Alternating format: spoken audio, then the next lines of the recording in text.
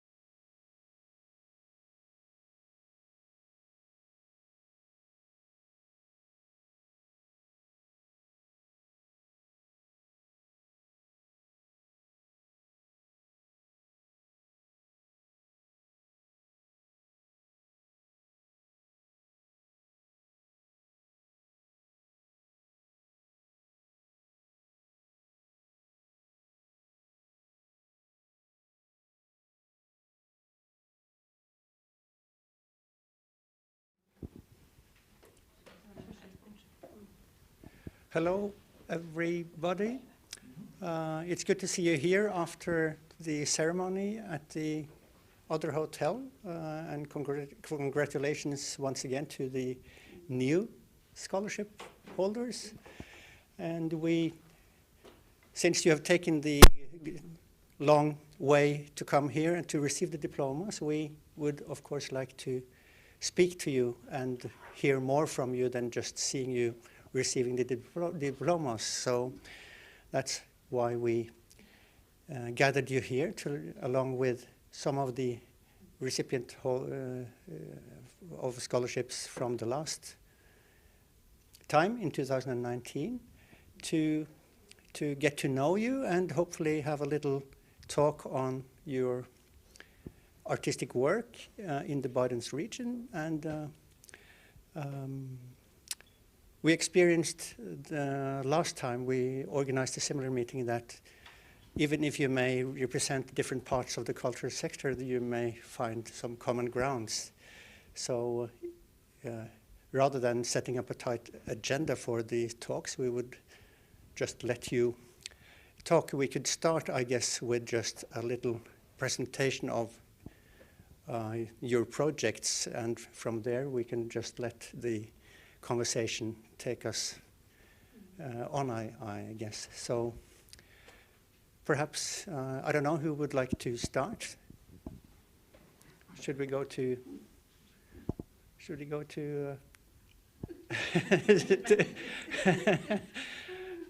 well, let's go to Solveig first. Should we do that? Yeah, of course. The floor is yours. Yeah. So, can you hear me? Yeah.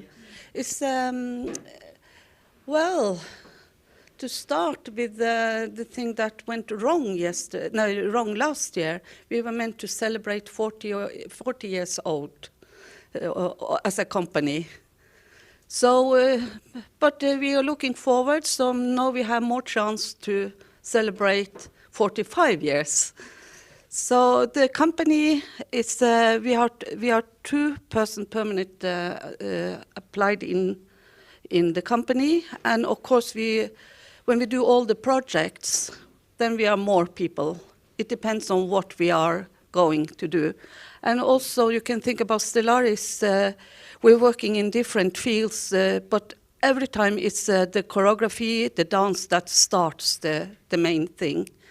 So we have stage productions, and also we go into different areas, like outside, different small rooms, schools. So it depends on what we are going to do. And also we go into, like in exhibitions, we're making film, and also working with theater, and just name it. We want to go in every places. So for now, the closest project is this Swans in Rock. And we were lucky in a way because we have Barents Secretariat and Barents Cult. So we made a small film of this production. And the film we will also bring into the stage production. So in November we will finish the Norwegian Sami part of it. Because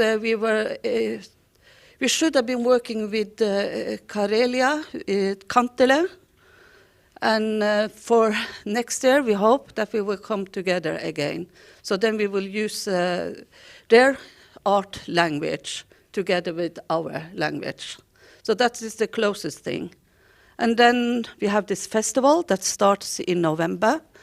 And sorry about this COVID, we can't have the Russian people coming, but we will have someone from Haparanda, Tita Kort. I know some of you know her.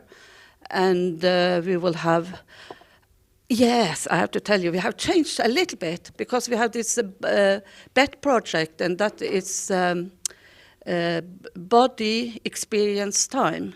So we had this project that is like Baltic meet Barents. So in a way we have finished this part. So now we will change also that the Barents meet Baltic. So for these 3 years we have a lot of plans. So, but this is the closest thing. So maybe you like to take over, or Oh, hello, I'm the head of cultural affairs in Västerbotten. My name is Joachim. Pass the mic here and help the viewers. So just your name and where you come from, and then move into the project and the work you've done. I'll hand the mic to you. Thank you. My name is Panu Johansson, and I represent here the Artists Association of Lapland. I come from Rovaniemi, Finland, and the head of our association is located in Rovaniemi, but the association represents professional artists all over from Finnish Lapland. So we're not just based around one city, but we have, if I remember correct, around 130 members, 130 professional artists all over from the north of Finland. And our association has like a diverse, very many different kinds of activities. Some of them project-based, some of them more stable. So we run for 2 galleries in Rovaniemi, have been running for decades already. So we have a gallery Napa for more traditional sort of white box gallery, and then we have a black box media art-based studio Mustanapa. In addition to these 2 galleries, we have also Gallery Kellokas located at Ylläs in Kolari. So that's the gallery activity.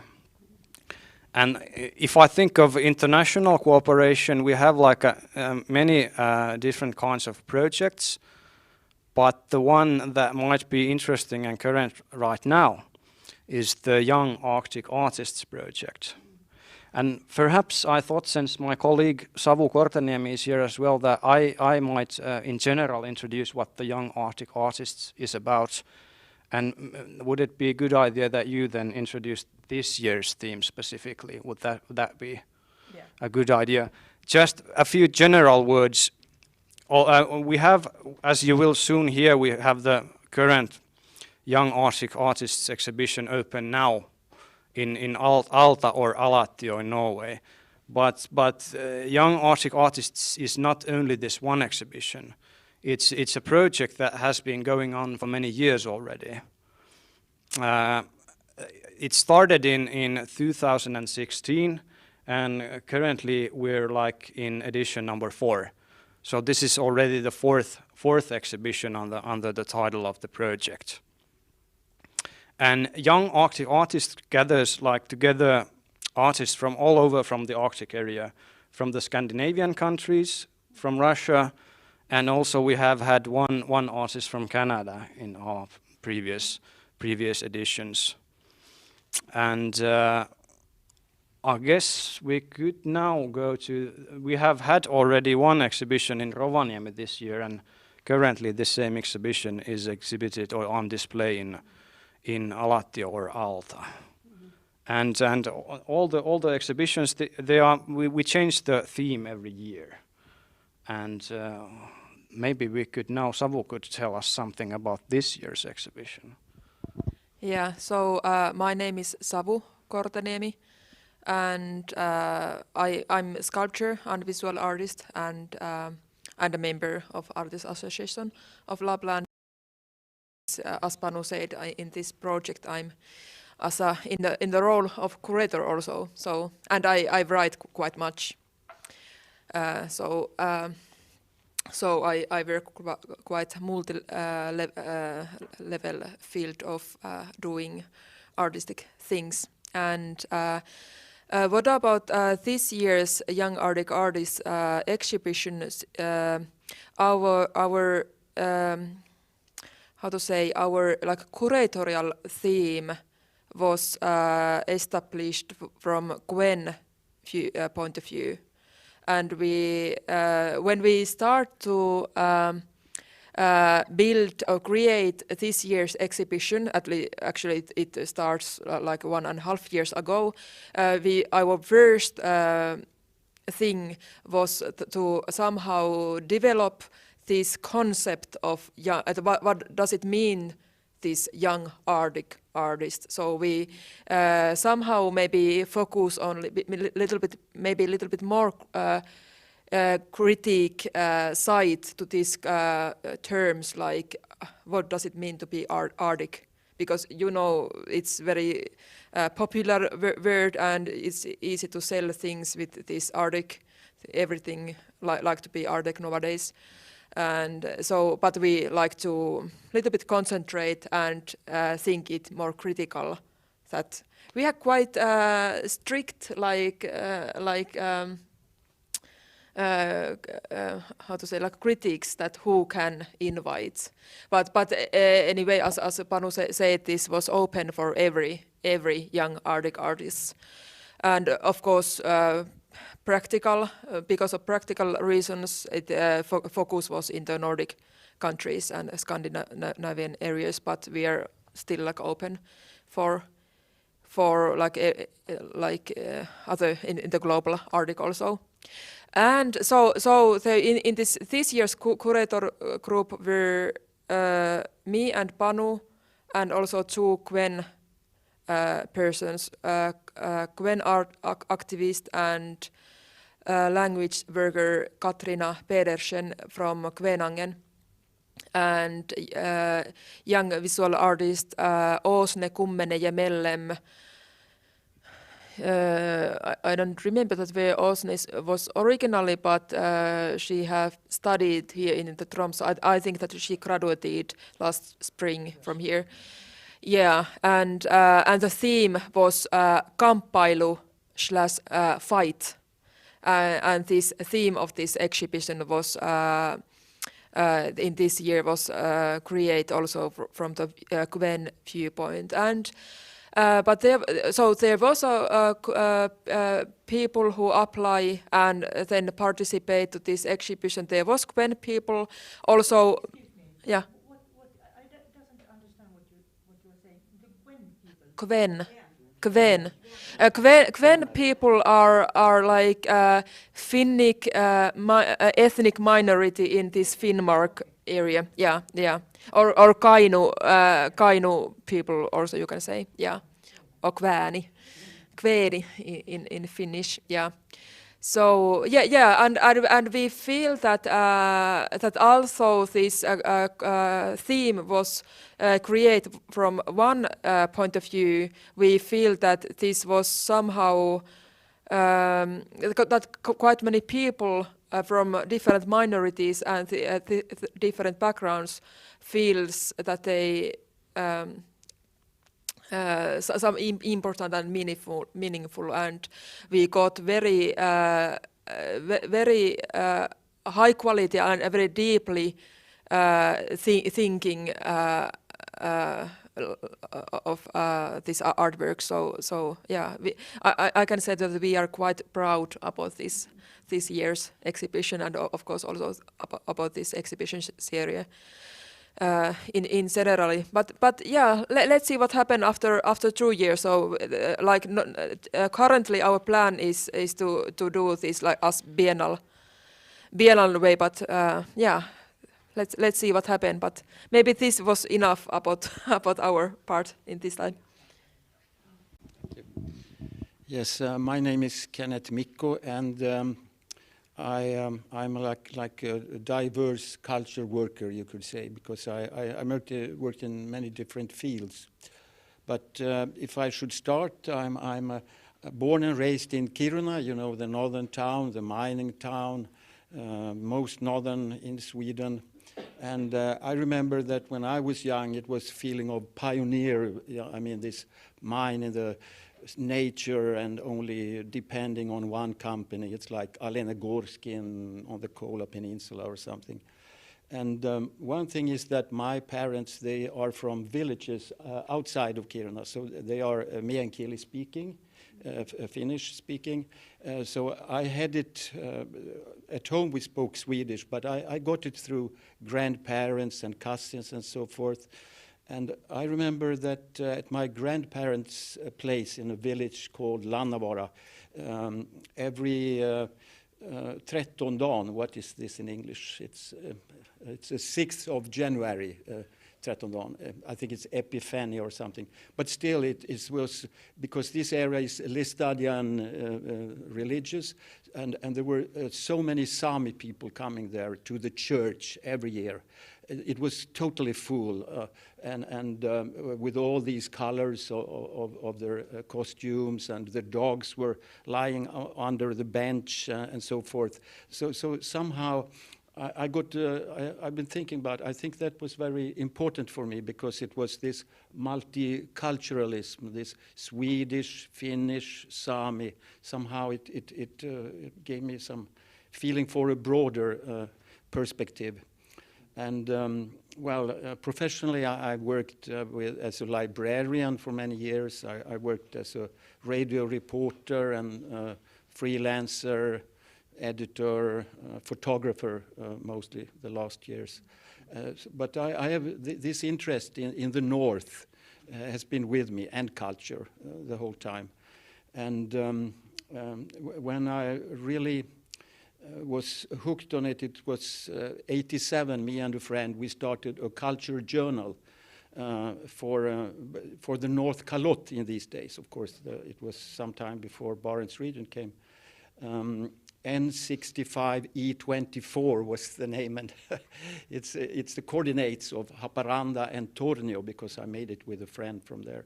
And we were very optimistic, but no funding.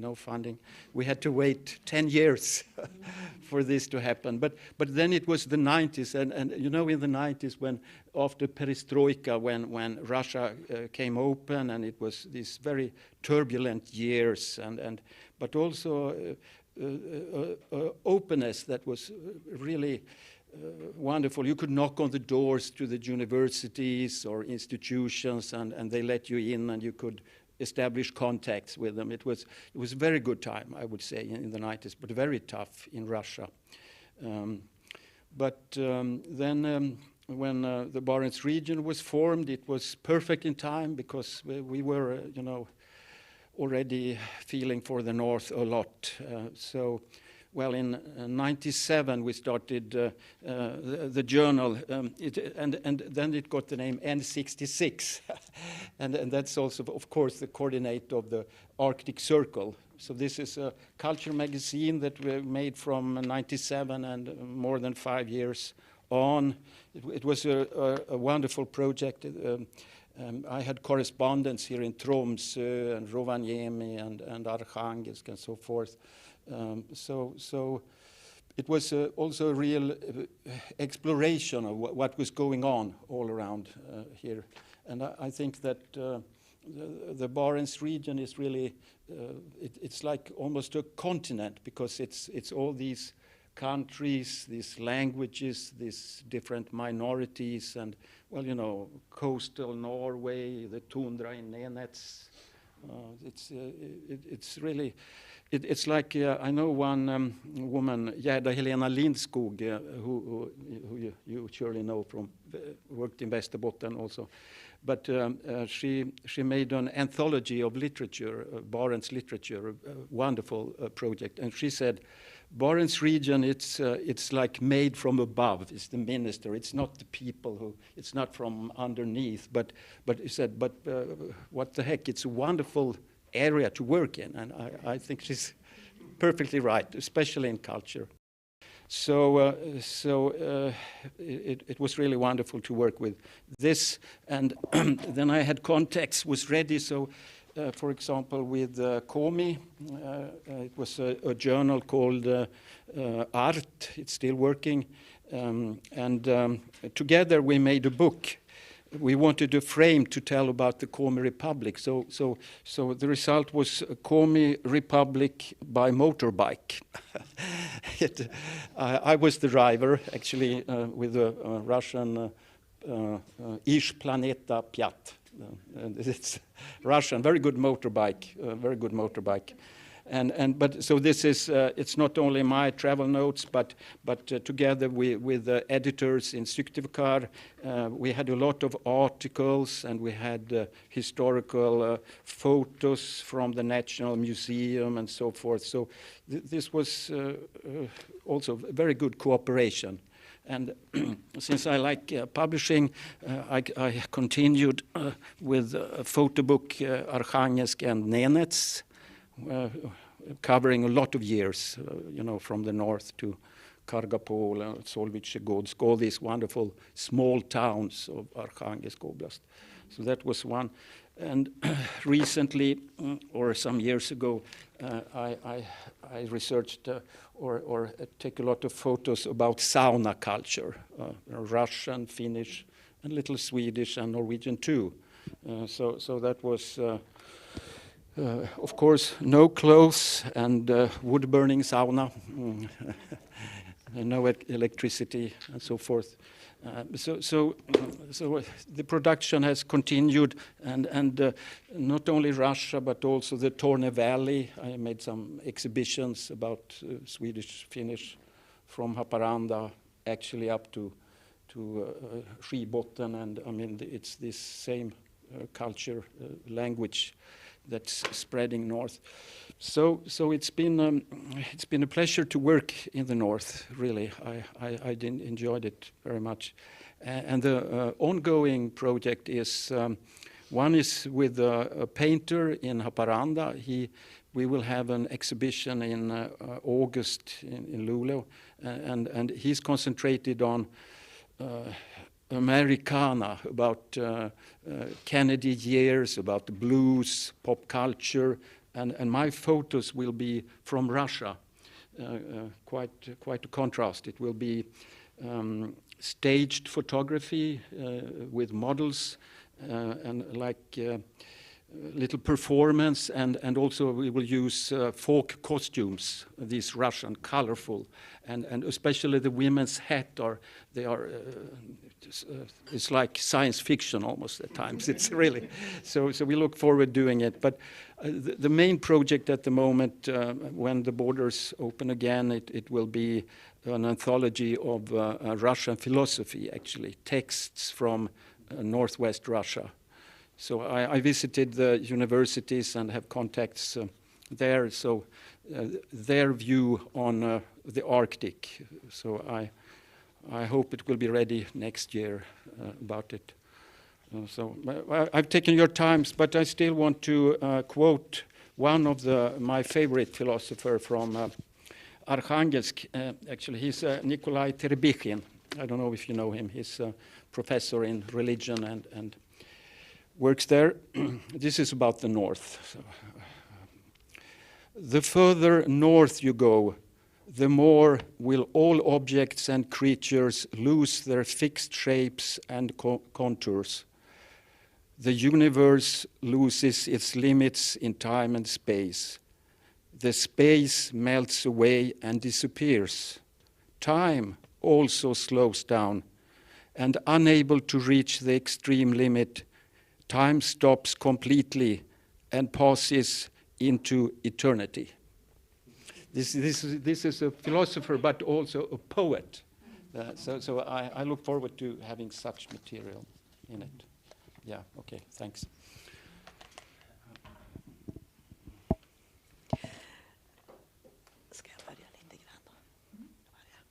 I am Karin, one of the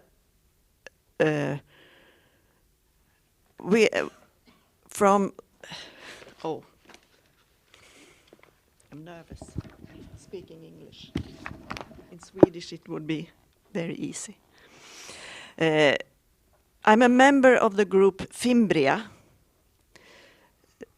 with my friend Britt-Lis, and we are representing the group which consists of 12 participants. We got the scholarship in 2019. We are situated in Västerbotten, working with embroidery. We have been working all the time with different themes, having exhibitions, and after some years we wanted to stretch out for collaboration, and we found a Norwegian group situated in Bodø. They actually didn't exist before we wanted to work with them. So they started.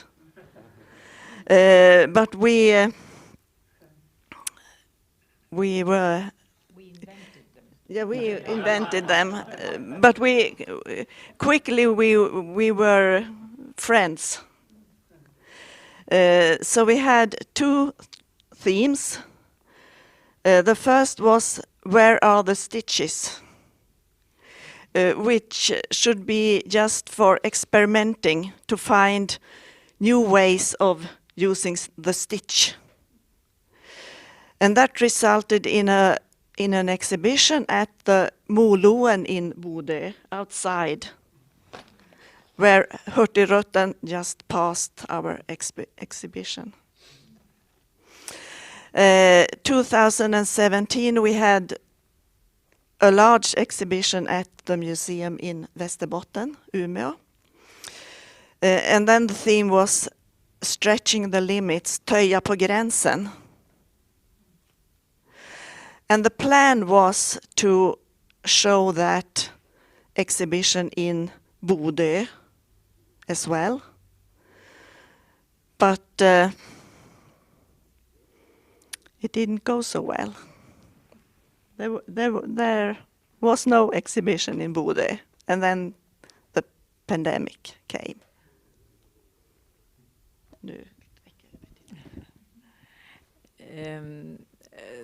This group of embroiderers, we are 12.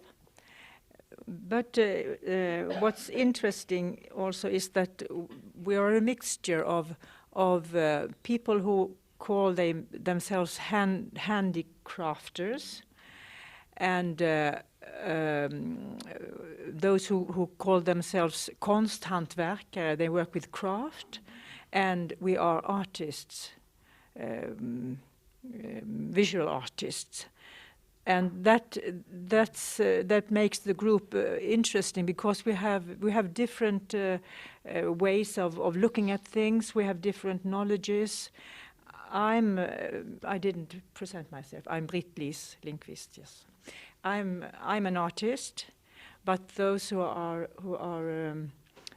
works with more handicraft, they know a lot of material and how to fix things on the backside, which I don't know very well, but I use my eye.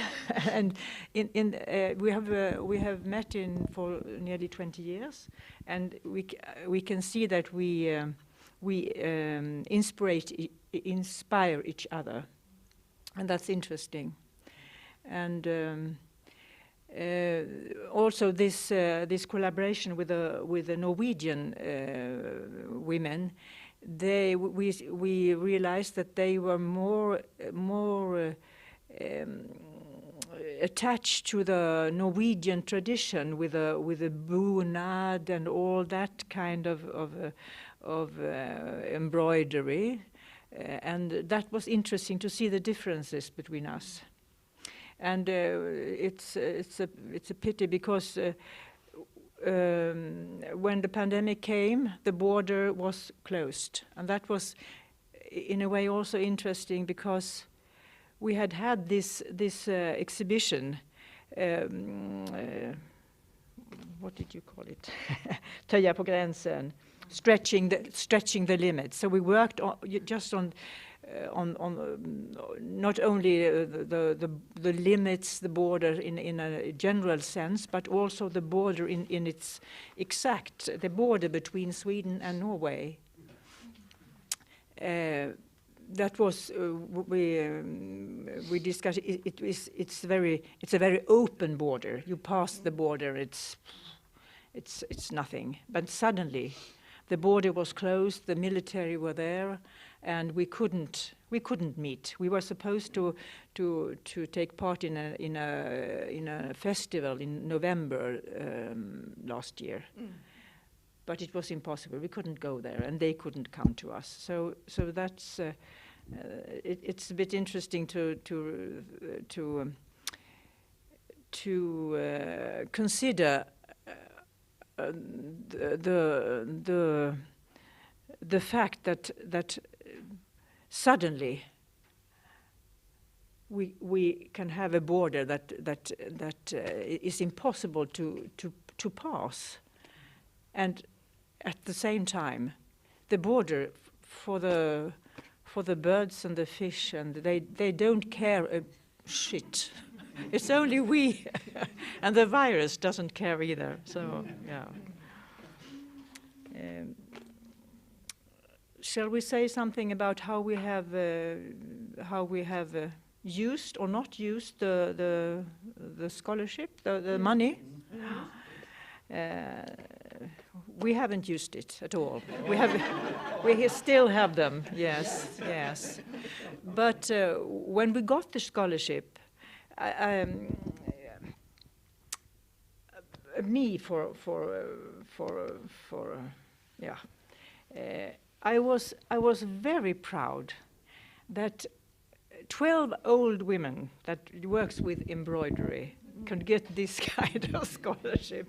I think it was fantastic. So, and it made me proud that we have continued to do this, because now embroidery is a bit in fashion, but 20 years ago it was not at all interesting. But we have persisted in working with embroidery. And that was to stretch the limits for what embroidery is. Does this really work? I don't think so. Yes, it's for the live. Okay. Aha. To stretch the limits for what embroidery could be was one of our goals. So I think getting this scholarship shows that we have succeeded. But we are still working on, even though the planned exhibition didn't work out. In January we are going to have an exhibition in Örnsköldsvik in Sweden. And then the theme is, our garden has 12 entrances. And in Swedish, entrance is ingång. And ingång has another meaning. It's a kind of starting point. Approach. Yes. And we have pictures from that too. But those pictures are not, all work isn't finished. It could be ongoing work in that paper. During this pandemic, we've had meetings on Teams and we have tried to discuss how shall we continue. Could we find some collaboration in Finland, in Lapland, for instance? But we have realized that this kind of digital meetings, it's easy if you want to decide something practical, concrete. But when we are going to discuss and think together, it's not easy to think together when you have 12 little faces in your mobile phone. So now we are going to have a real meeting. We had one in summer, but we are going to have a real meeting now in December. And so hopefully we could really start our discussion. How should we use this money? And also one little problem for us, we are 12 persons. If we want to go somewhere, we really have to plan this, because otherwise one journey to Rovaniemi and all the money is gone. So, yeah. Maybe that's be all for this. Welcome to you. It's worth it. Hello, My name is Ola Asdal Rukkones, and I was one of the recipients of the scholarship in 2019. For me too, it was a great privilege to receive this scholarship, and congratulations to this year's recipients. I'm a musician and work in the field of music. I'm a saxophonist, and my project was based upon the idea of collecting musical compositions from all over the Barents region. So I want to find 4 composers from Norway, northern Norway, 4 from northern Sweden, 4 from northern Finland, and 4 from the northwestern Russia. And because of Corona, this has been delayed. All of these compositions should be very short, 3-4 minutes each, so they will all fit in one album release, and then be put together like a very diverse mosaic, or like a kaleidoscope. So this is why I've called it Barents Kaleidoscope. It's the current title of my project. I've identified so far 4 composers.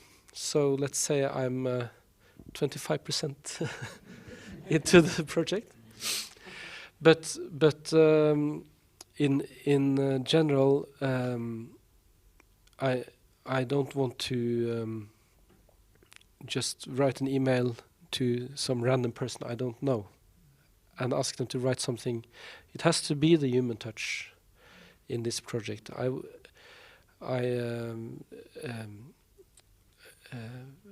This scholarship is very valuable to put of time to do this project, but it's not enough to pay each composer, because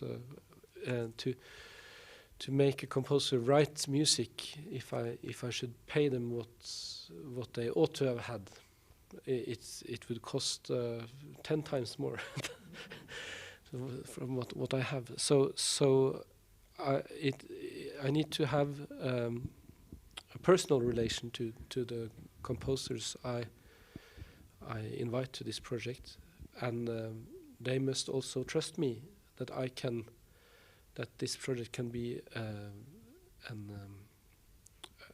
important showcase for them. So, because what can happen when you present composers from outside the capitals? Most areas of contemporary music in most countries, the aggregation of contemporary musicians are around the capitals. So it's very difficult if you're situated outside the capital and you want some kind of breakthrough. Nevertheless, in each of the regions in the Barents region, there are many talented and undiscovered composers and artists, and this is one thing I want to show with my project. I have a musical career with orchestras all over the world, and I know that there's a lot of other musicians, other saxophonists. They are looking for repertory. So if I can assemble small works from our region, it will open many possibilities for me to present this music in connection with other bigger and more famous programs on bigger or smaller stages. I can use one piece just for an encore. I can use 4 pieces for a larger program. but also other saxophonists in France, in Japan, in China, in Germany, in the United States. They can also use this music for their concerts. And suddenly we have the possibility to make 16 composers more famous around the world. I think it's a beautiful opportunity. So I have I have identified 4 composers so far, and so 12 to go. But I've also identified. I have one orchestra in Russia, the Petrozavodsk Philharmonic. We will cooperate with the first tour of this music, and the idea is when everything is composed, we will do a tour, starting in Karelia, through Finland, northern Sweden, and then ending up in Norway.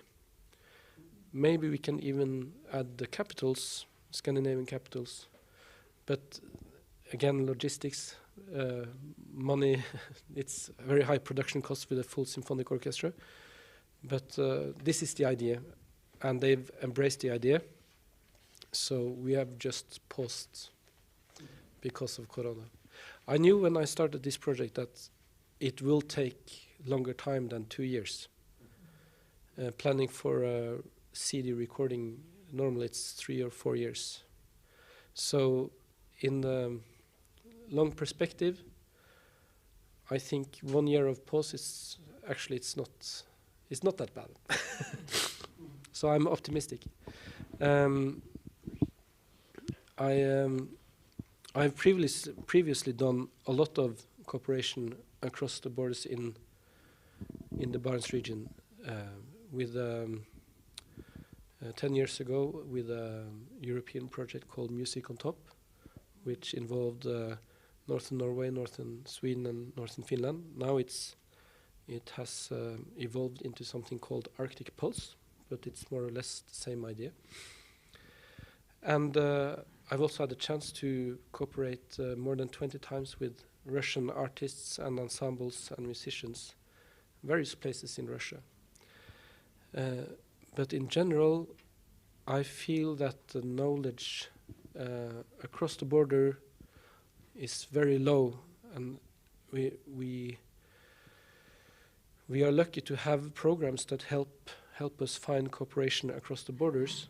But for the regular person that is not a musician or an artist, we still have a lot to do. There's a big potential for our projects, our cooperation, and I think each of our projects, they have a very specific interest within each of our fields. I mean, for music, it's of course very interesting to find the composer from a place I didn't know about before, or a composer I didn't hear about before. But we have a responsibility to make it also relevant for other people that are not musicians, in my case. And I mean, for within your fields, I think it's the same thing. So of course there's the audience that will digest any concert, whether it's a Norwegian or a Norwegian composer or a European composer or a Barents composer. So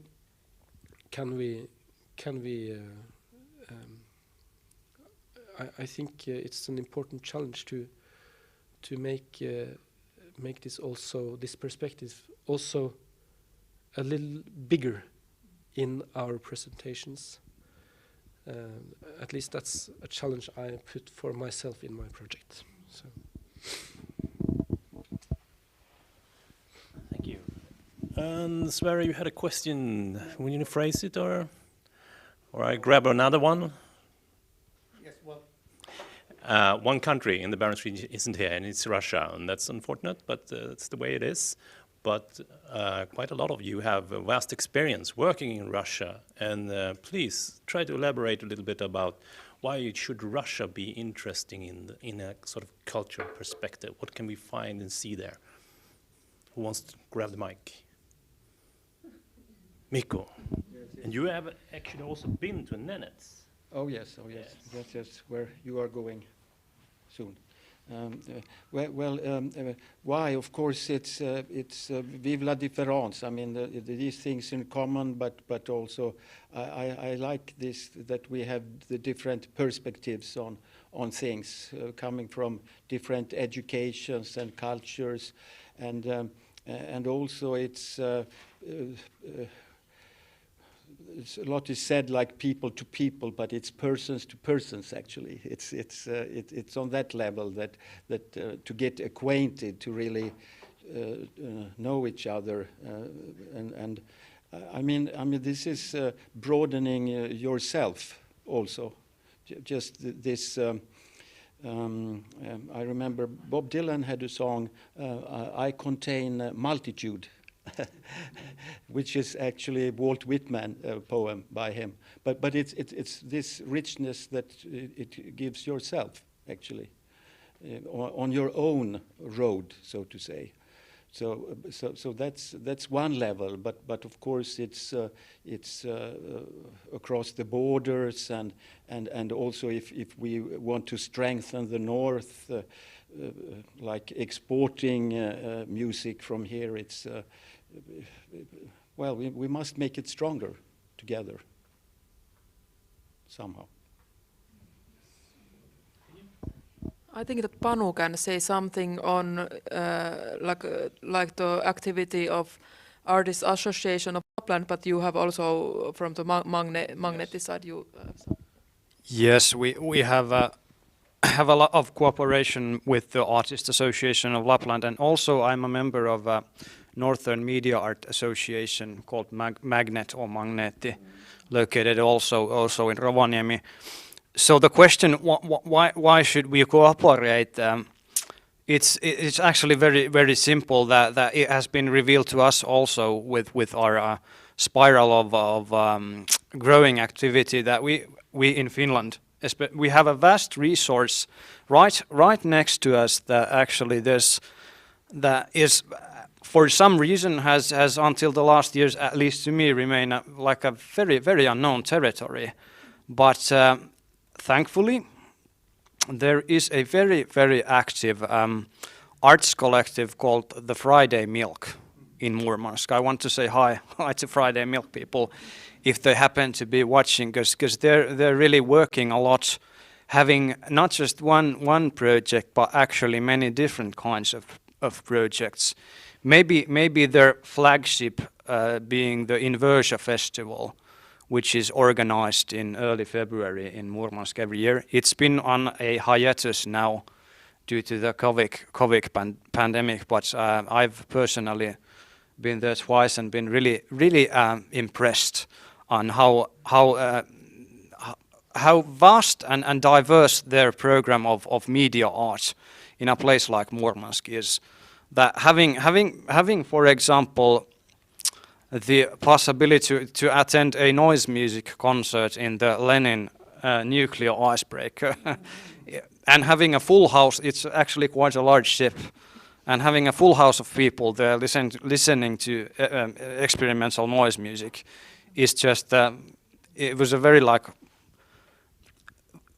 an experience you would not forget, and that was certainly like an opening up a new perspective, like Kenneth you mentioned here.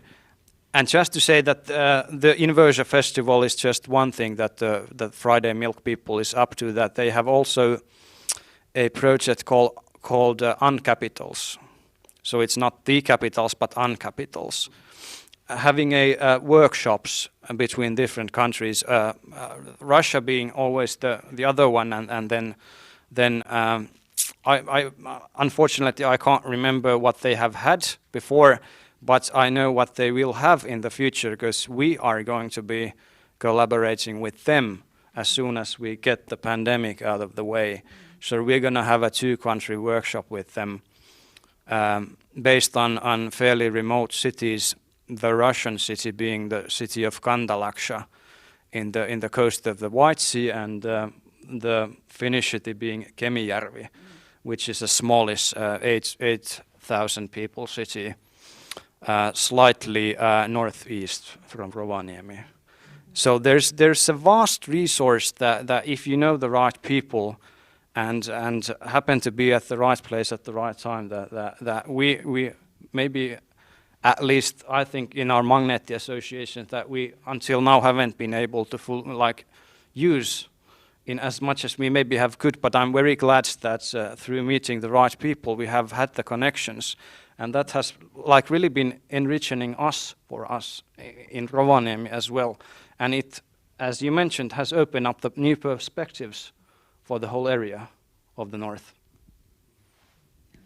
I say one thing more. Absolutely. I would like to mention also that in this year, Young Arctic Artist, there was a Russian-based choreographer, Alina Beliagina, who was one of our artists, and she and her collaboration partner dancer Ami Chami have been in Rovaniemi, and they represent their half-hour performance called Image We Combat With, and it was very, very impressive. And yeah, and so there was one Russian artist also in this year exhibition here. Video documentation coming soon at our website. If you did not have a chance to attend. I would also like to. I saw some posters here that you had the Insomnia Festival here, and this is more sound and contemporary music, and I haven't been there. I missed it with one day. I would like to have heard it, but just now it's the big jazz concert in Arkhangelsk that's been going on for a very long time. Very interesting. I was with friends at the White Noise Festival at the White Sea. Very special sound music festival. So there is a huge amount of interesting, and northern Norway, of course. Is it somewhere Senja or on an island there somewhere? But I mean, it's huge, and the problem is how to get information about this.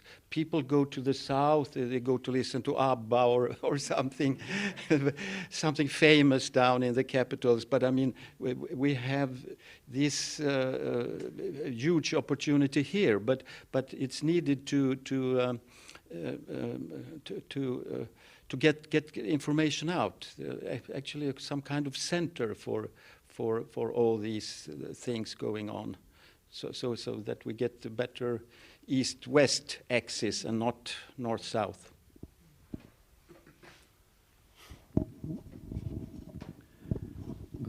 I think we can learn a lot from the Russian mentality. Obviously, in between all the countries in the Barents region, we can learn something because we are different. But the Russian cultural history is enormous. I mean, Norway, what do we have? We have Edvard Grieg. That's not bad. Finland, you have Sibelius. That's fantastic. But start to list Russia, what do they have? I mean, they have Tchaikovsky, they have Prokofiev, they have Mussorgsky, they have Rachmaninoff, they have Shostakovich. The list is so long. And this is just the standard composers that everybody should know. And then you can start listing up the writers, the authors. Yes, and then the artists, the painters. It's fantastic. And this just from the basic cultural knowledge that each Russian should know is so enormous.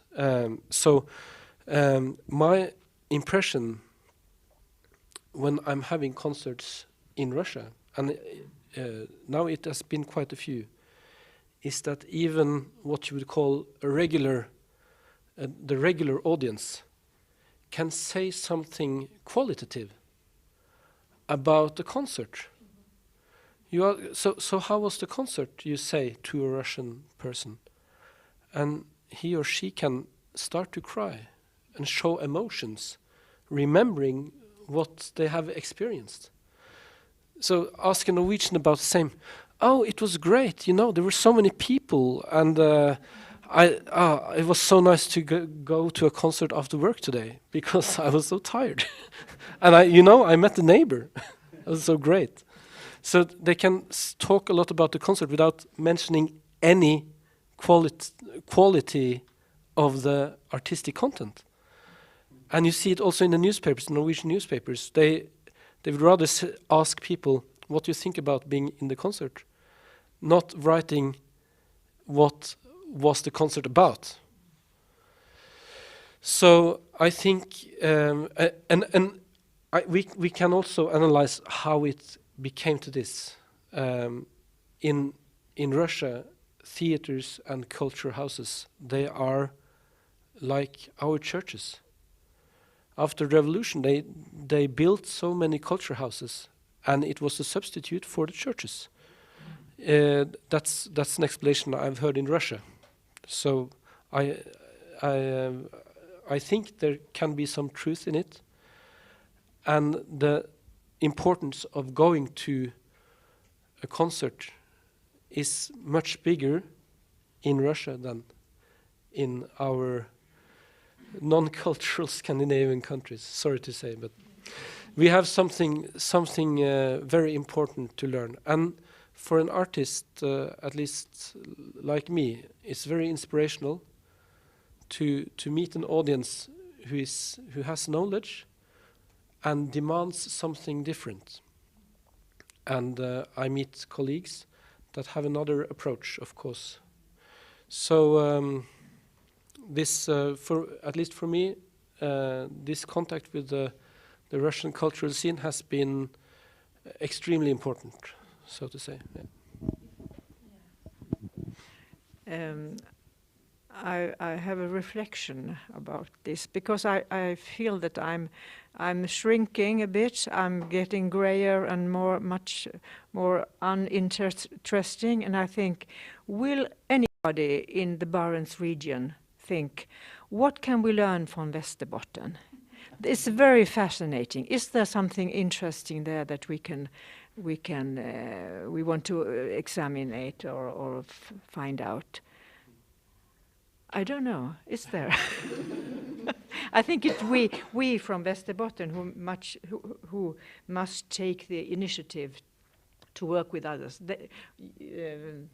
The more interesting regions won't think of us in the first place. I will pass the mic. Yeah. Just dwell on a question, because I think it's usually important what you mention, and I mean, of course there is interesting things from Västerbotten, but it's when you start sharing experiences, if it's interesting or not. So the panel, if you have an idea where to send Fimbria, because they have the money left, they have the opportunity left, pop that idea. But first you. You mentioned something very important, is about sharing things. And also, we're talking about, I have the same experience when I've been touring in Russia. I remember the first time, I was so happy to come back again, because when you go in, I felt, because of the language, of course, and, well, it was difficult. And still today, people say to me, do you really want to go to Russia? Do you dare that? If you're not coming back, and that's still in this. But the sharing things, like for instance in the dance field, in a way I was so happy now, because after 10 years, they say to me, now, Solveig, now I understand your dance. And that could be after 10 years. But also we have had this cooperation, respecting each other, what we are doing. And so we have had a lot of good cooperation. But also when you are working, touring, like for instance, it's very interesting. Like for instance, we had this whisper by the pearly gates. And then there was one woman, she got so angry because one of the props we had was a knife. You don't bring a knife into the stage, he says. And I asked why, because there was a time they didn't have knives in their homes. So they didn't want me to have a knife on the stage. That was one of the things. And like, for instance, we were performing in a prison in Murmansk. And you're sort of coming in, and you have to give your passport, and you went in, behind. And then you come into a little room, and it opened, and next door, and we went out, and there's a lot of dogs. And there was a group of prisoners coming, and they come too close to us, and they have to backwards. They were not allowed to come close to us. But the thing about the culture, when we are performing, Hata Nederjord, he tried to experiment with the prisoners, and then he divided the audience in different groups in different animals. And there was one group, there should be reindeers. No one wanted to be reindeers, because that was the lowest caste. But it was really fun after a while. But we didn't know about the culture. But you're learning, sharing. That is very important for me. So I love to go back to Russia. And of course, Finland and Sweden. Yes, of course. Someone else? Just to detail, Ola told about the high level of culture in Russia, and I agree a lot. And one short story, I was in Karyashma, which is opposite Solvitchegodsk. Karyashma has a huge paper plant there.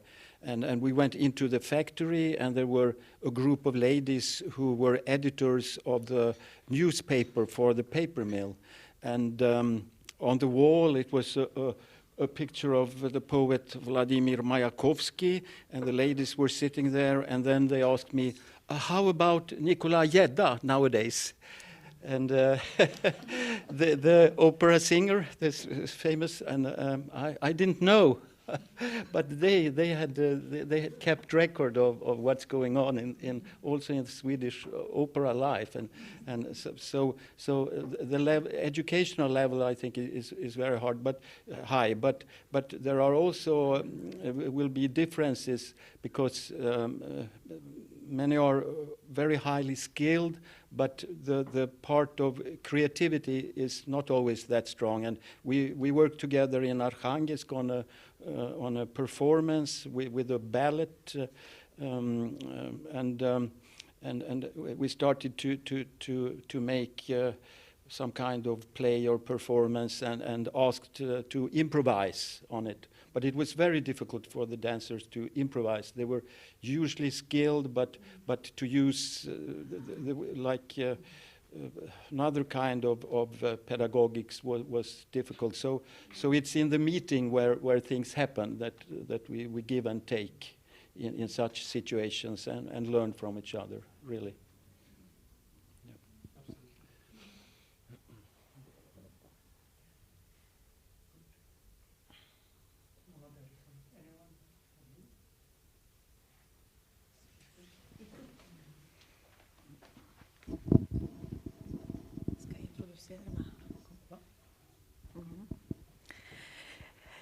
I am Kirsti Riesto, and I work in the joint working group of culture and in Troms and Finnmark County Authority. I live in Vadsø. I would like to ask Solveig about the COVID situation, because you have been touring, as you have said, a lot in Russia.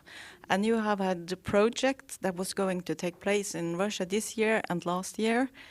So how is the situation now? How has COVID and the pandemic affected your work and your plans for the future? Which one of the projects? You can pick. Yes, we have found a different solution. Of course, we also have done this as the same as you, using Zoom a lot about the practical things also. But also we have tried to do some research, and I've been on the studio on the floor, and we had this, but it has been very difficult. So some of the project we had to not cancel, saying we are doing it next year. So for instance, the project that I talked about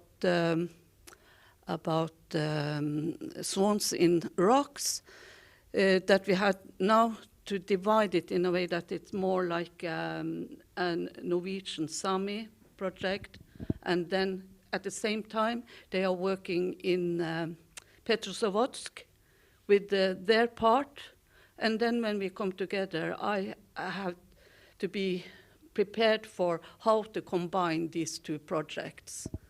So that's one way. And of course, we had this dance artists in Barents, and then we used digital medium. So like in Finland, there was Finnish dancers on stage, the same in Sweden, in Russia, and in Norway. And then we sent it, what do you call it? Streaming, yes, at the same time. So then so then it was possible in a way to solve this project. And there's one, that's a really sad story, because we're also making a film about Alina. She should be 90 years old, but she died from COVID.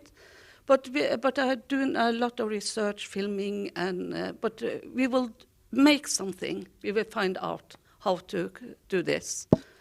So, and when we're thinking about closing the borders, because when we were traveling between like Norway, Finland, Sweden, she almost cried because she just could pass the border without going out with her passport and all this checking. So for her, it was really a really good happening about passing the borders. So now it's so strange, because now the borders closed again, and there was meant that she would come back to Norway this year. And of course, my cameraman and me, we would also go to Russia. But we will find a way to do it.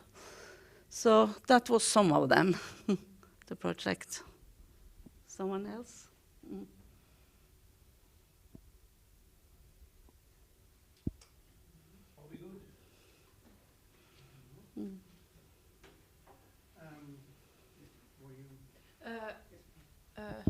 Actually, I can say something on because if I remember right, Finland's last like this 2019 recipient was Kaltio magazine, and there is newest number of Kaltio, and in this cover is one of our young Arctic artist, Ida Isak Westerberg, who is Myanmar background in the Tornedalen, Övertorneo here, and there is also like a short description on Ida Isak and my article on the thoughts around these young Arctic artist themes and so on. So there is this kind of sharing and collaboration between recipients also. So I would like to say just, yeah.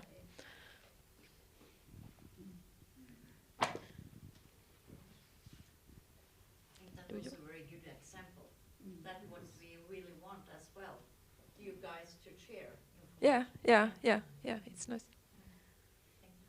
Great. Any more questions, thoughts, ideas? Or have... Well, we still have some time to go. One more, yeah? I would like to ask Fimbria, do you have any plans or thoughts about contacting embroidery people in Russia, because it's quite a big tradition in Russia too, doing that kind of handicraft? Just if you have any thoughts about that.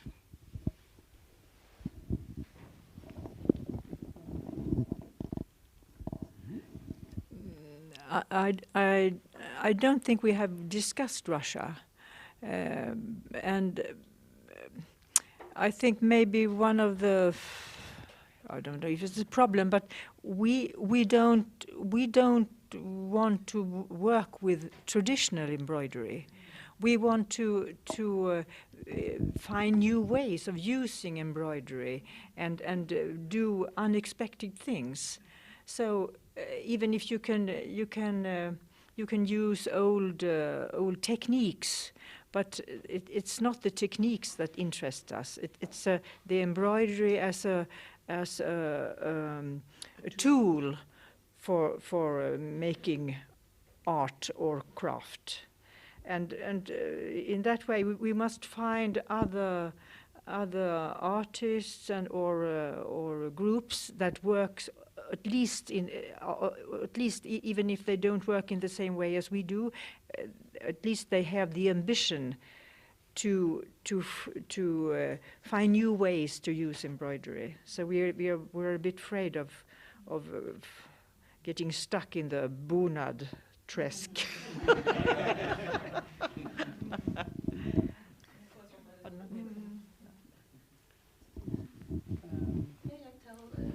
Just a very short thing, because I'm very proud of in a way that it's still going on, because we had the chance to make this short film about swans in stone. So for about 4 days, then the film will be in St. Petersburg, and then the next week it will be in Murmansk. And also they called me, Solveig, can you please come and be in the jury? But how can I come to Murmansk now? So they will send, that will be 52 different dancing groups. So I have to look at all of them, and then I have to put points or everything they are doing. So this is one of the way to work now.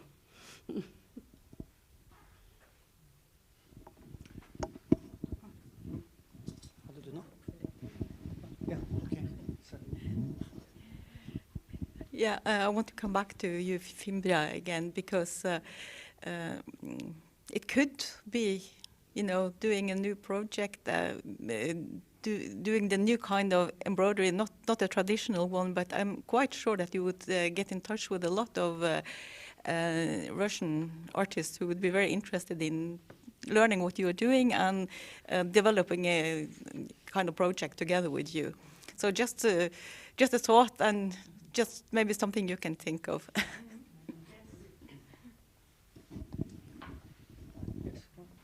Yes. Oh, sorry. Yes, we have discussed not just collaborate with embroiderers. It could be dancers or any other artists. But the new project that we have started now, just a little start, is about center and not center. How far are we from the center? Is it 7 minutes? We started to make embroideries that takes 7 minutes as a start to broaden the thought of the embroidery. Normally, you don't make an embroidery for 7 minutes. It could take 7 minutes just to get the thread in the needle. So that's a new project for us, but it is just a new thought.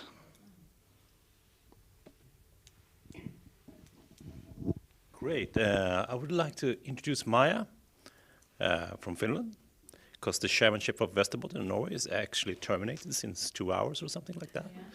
And you are the one to take the lead now. So here's something about your expectations for the future of the Barents cooperation. Okay.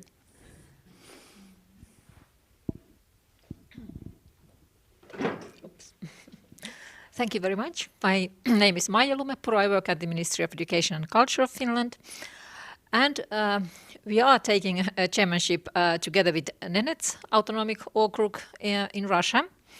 And we are really looking forward to establish good contacts and to start planning our 2 years chairmanship period and program, and and I hope that during these 2 years we will be able also to travel to Nenets land and to have our one meeting there at least.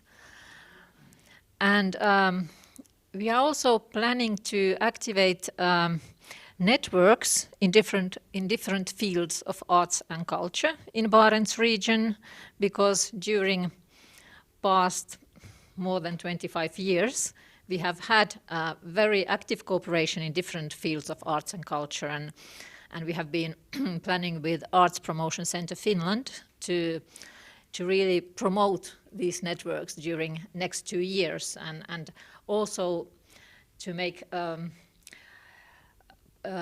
it possible to meet with artists and our working group. So I'm looking forward if we could somehow implement that idea, and also to somehow prepare ourselves for next anniversary of Barents cooperation, which will be 30 years of our cooperation in 2023. So I think that we have a lot of interesting goals and objectives, and achieve some good and interesting results. Thank you. I guess we have a few minutes left, so if I may, I'll try perhaps a too vague and big question at this late stage, but commenting on you were touching upon center versus periphery, if you like, and I was thinking, what if we had gathered a group like you, different kinds of artists or cultural operators, but from the center and not from the periphery or from the north? Would they be having a similar discussion and ideas like you have, and they might, I guess, but not totally perhaps? And if not, if your comment is no, they wouldn't, we suspect, discuss it in the way that we are discussing it. Why would that be? Do you feel a sense of difference between your way of approaching things and the one you would imagine coming from the south or from the centers?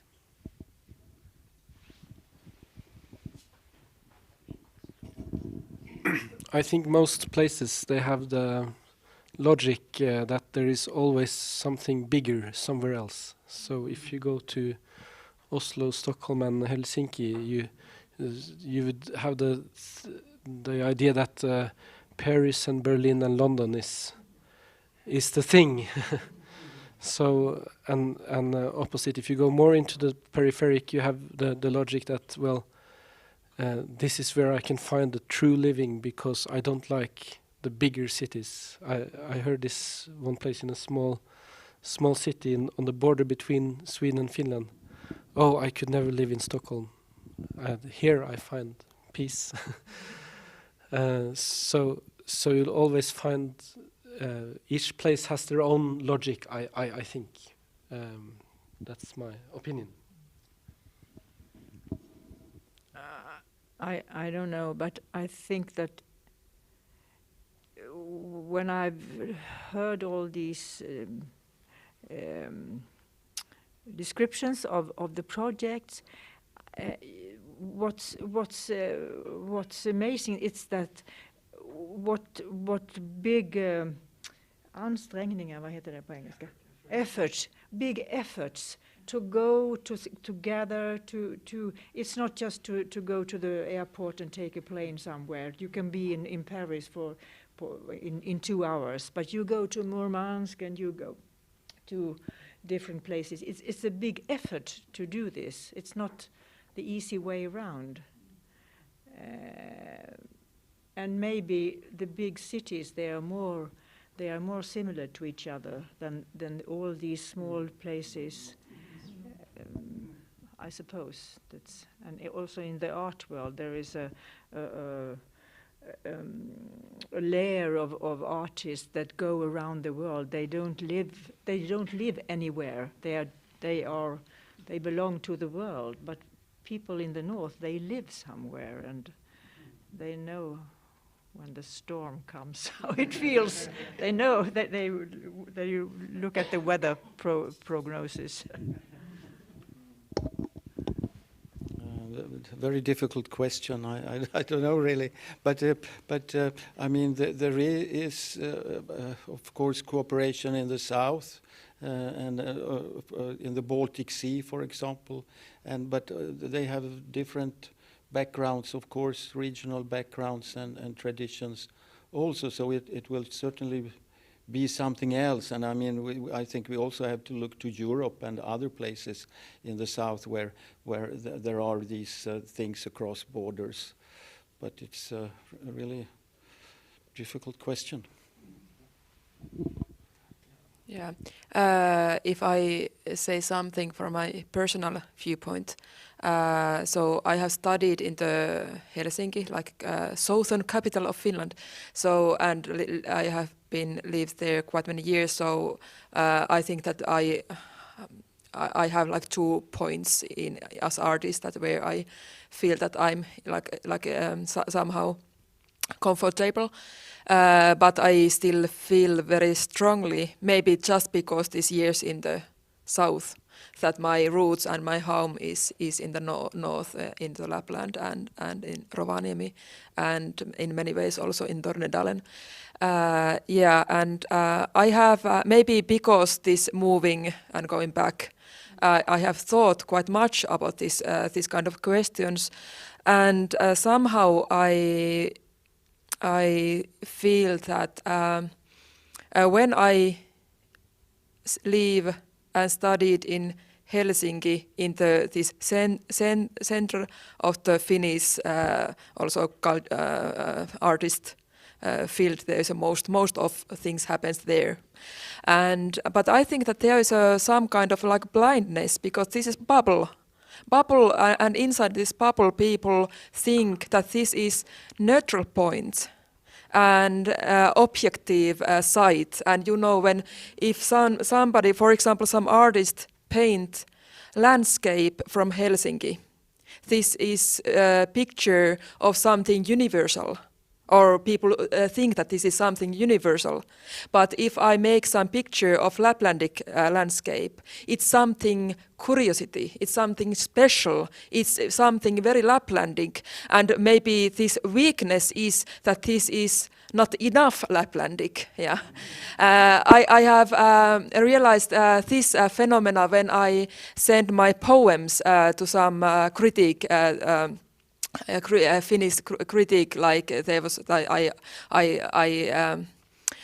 pay money that I get some feedback, and this feedback was quite funny, because this critic who was also a poem tell me that if you like to write poems on Laplandic, or actually they use the word Lappish landscape, you can think how you can do it stronger. That you add there like fur hats and what is moottorikelkka, like and reindeers and this kind. I was like, is it joke or something? But but because this is something special, and we are in the north, we are special, and we have to be special. We couldn't, and these northern things have to be something else than these normal standards and so on. But anyway, I can speak about this topic so long, but shortly I would like to say that living somewhere else, I think that I can see more wider things, and I think that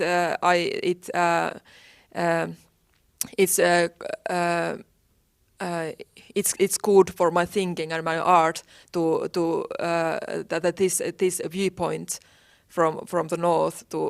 I see that I see more than somehow. Yeah. Yes, most of the stuff that I thought has already been mentioned, but being from the north, you get this question quite a lot, and I don't have a staple like an answer to it, because it's a thing that you could talk really much of and have like a different points of view. But one very simple idea that I have had might be that sure, people collaborate everywhere, but since there's so few people, that at least in Finland, our cities are not like a huge metropoles or anything like that. I think it somehow leads to a situation where the genre borders melt off more easily, because people meet each other maybe more in a small city, and there's a bit more creative collisions between genres. So it's not so much like like media art defined, that when you live in Helsinki you meet the media artist and have. Just if I think of once again our latest edition of Young Arctic Artists, that we had a dance piece there, like a cross culture thing between visual arts and dance, and we also had poems in the exhibition. That as a part of the project, there was a young Kven poet, M. Seppola Simonsen, and who writes a book single called Nord, that just came out, and we translated as a part of the exhibition some of the poems to the Kven language, or not we, but Savu, and our co-curator Katrina Pedersen translated the poems to Kven language, and they were exhibited as a part of a fine arts exhibition. So I think that is one example of like a very like hands-on example of like a cross-cultural like a genre crossing exhibition, and it felt very natural. It was nice that although we have a fine arts, visual arts exhibition, that a poet applied. It didn't seem anything strange. It was actually very natural. Yes, the translation, they're available in the magazine as well. So maybe this would be like one detail that I've noticed. I don't know, it's just a theory, but that's something that I've thought. Yeah, I think so. You want me to say something? I don't know. Yeah. Well, you have mentioned a lot, so but like for me, for instance, I feel more familiar to work in the Barents region, because when I'm in Russia, then I'm Russian, and when I'm Finland, then I'm Finnish, and the same in Sweden and Norway. So, like Bente from some of our theater, we were talking, maybe we're like these hybrid persons. So it's like that kind of thing. But maybe I could mention also sometimes to working up in the north, it's about funding, because normally all the institution is down in the south, and we really have to work very well to say we are working with this, and it's have the same quality as people in the center. So that I feel sometimes can be a struggle to do, and also about the marketing, like a newspaper or television, they don't come up to the north or the Baltic area. Am I right? Did I answer the question? I don't know. What was it?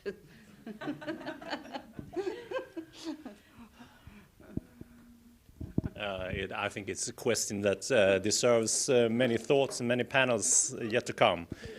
But I would once more congratulate you all, even if it's the second time around in the panel like this. It's great, it's fantastic. And I want to thank everyone here listening in, and everyone that listened online. I heard that the broadcast has worked out perfectly. So a big hand to this technician also. Great. And thank you so much. Do you want to add something, Sverre? No, not for the media. It's just that I guess we'll end up this session and meet for dinner. You're all welcome to sit together with us, and we can continue some of the conversations that we've been starting here. So thank you so much. It's been very very interesting indeed, I must say. Thank you. And I don't think we have the chance to say thank you for the scholarship. So thank you very much.